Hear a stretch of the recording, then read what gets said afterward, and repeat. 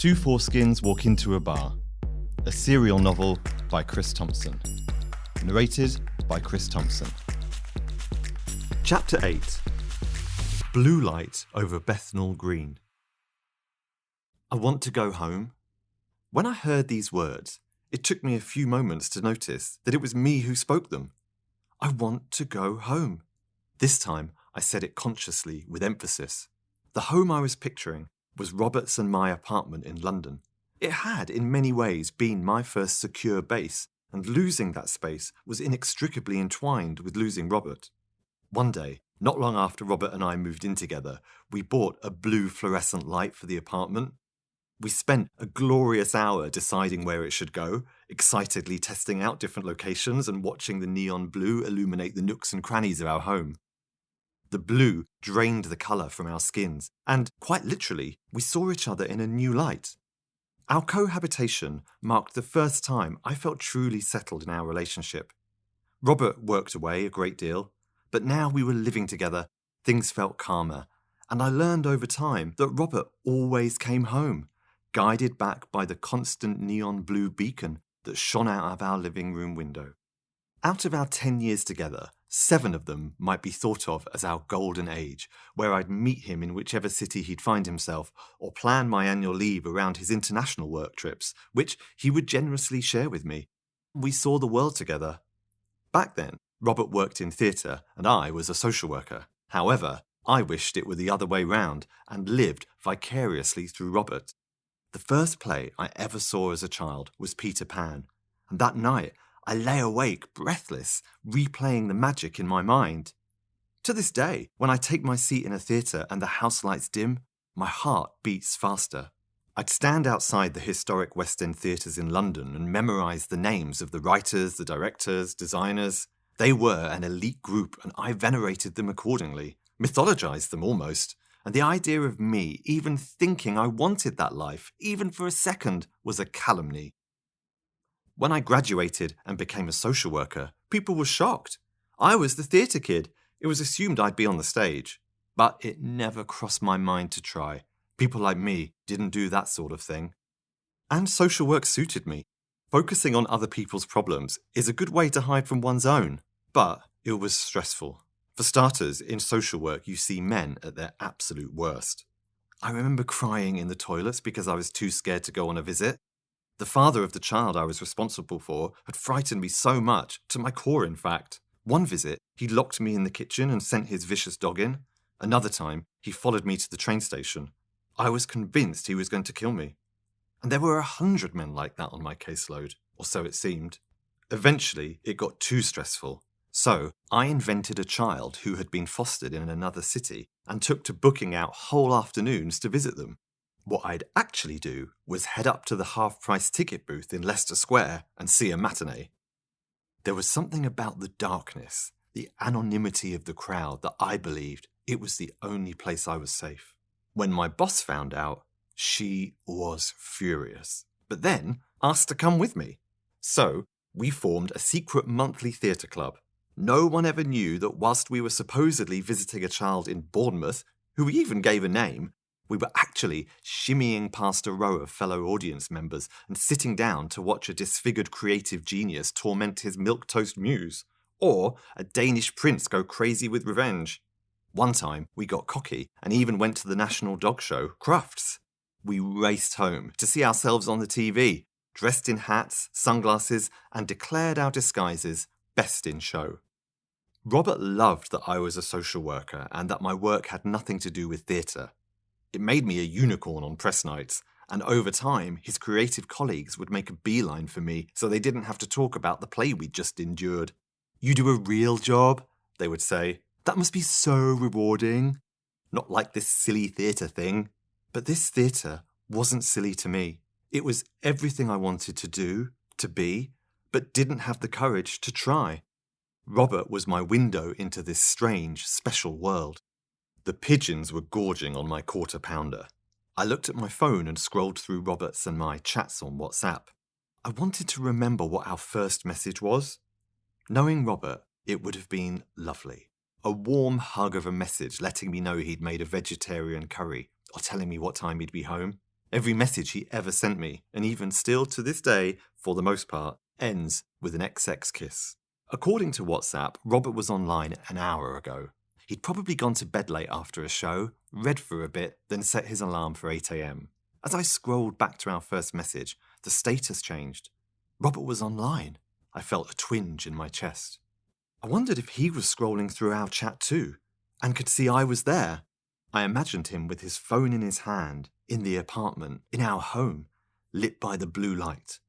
Even though I knew he'd be in bed, all the same, in my mind, we sat there, together but separate, tacitly connected by this one unremarkable word. Online.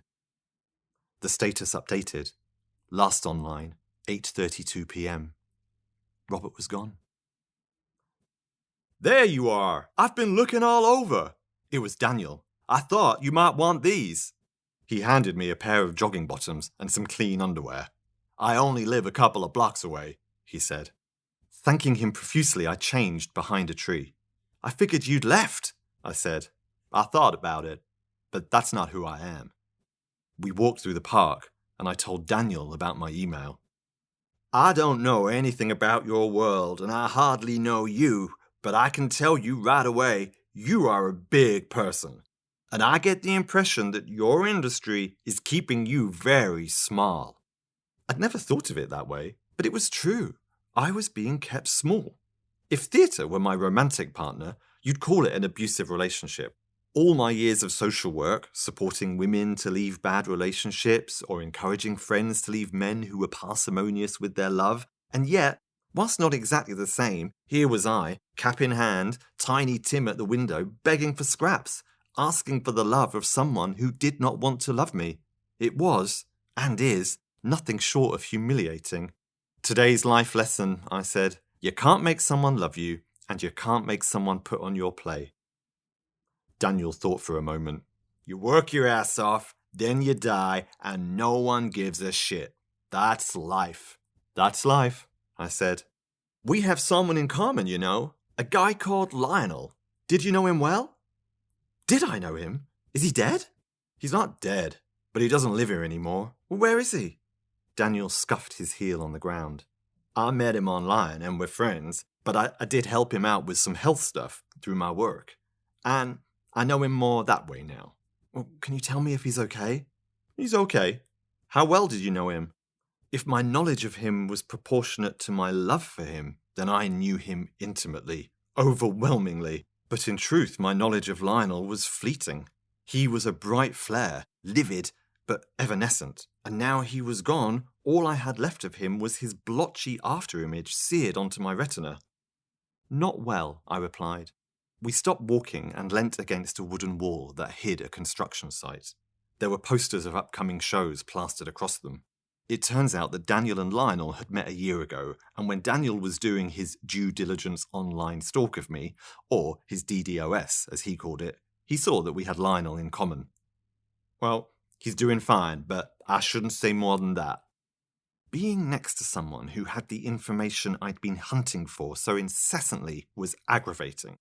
But even amidst my deranged obsession with finding out where he was and why he left me, I knew I would regret doing anything that violated Lionel's privacy. He was doing what he needed to do, it was painful and I hated it, and that was that. And maybe I'd end up with Daniel. I could see myself on his arm at a medical conference, or entertaining the neighbours on our porch, which was something all Southerners had, I'd gleaned from a lifetime of reading Tennessee Williams. The future of British theatre has landed, Daniel said. Thanks, that's really kind of you. No, that's what it says here. The future of British theatre has landed. Daniel was looking at a poster. He read it again. The future of British theatre has landed, and it is unrivaled. No one will ever come close. The New York Times. My nemesis playwright.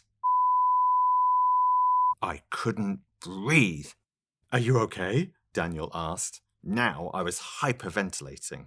I took my spunk-stained trousers in both hands, looked at Daniel, and then started to whip the poster over and over. You want this? You fucking want this? I screamed as I flogged the poster mercilessly. Unrivaled, fucking ribald, you want a piece of me? Daniel's mouth was agape with incredulity. He pulled me away from the poster, but I wriggled free and gave it another round of my fury. This is my town! This is my fucking town! I'd like to say I got a hold of myself, but in fact I just wore myself out. If I hadn't been so exhausted and weak from hunger, I'd have gone at it all night. But I had nothing left to give. Daniel walked me to the subway. He suggested we steer our ships towards friendship, which I thought was an elegant and classy way of escaping my lunacy, and I committed it to memory to use on other men. It turns out he knew Mike too, although not his scruff alter ego, and we agreed to get together sometime. I suggested we three go cruising together, but Daniel scrunched up his face and looked at me, no longer with pity, which had been his mode hitherto, but with a faint, judgmental sneer. Thank you for being so nice to me, Daniel. You didn't see me at my best. Daniel cackled. I think maybe I did. At home, I went online and booked 2 tickets for the premiere of my Nemesis's play. It was called In and the 1 ticket for me and 1 ticket for Marty. If I could disguise myself at a nationally televised dog show, I could disguise myself at a New York premiere. Who was I kidding? I could streak naked across the stage at curtain call and no one would notice. I read the play's synopsis and challenged myself to think one positive thought about it. I failed. It looked like a load of old bollocks. My thoughts returned to Robert, alone at home, the fluorescent blue light still signalling hopefully into the night sky. An idea, previously unthinkable, landed on me softly like a moth. Maybe this light is guiding me back home. I typed Robert a message.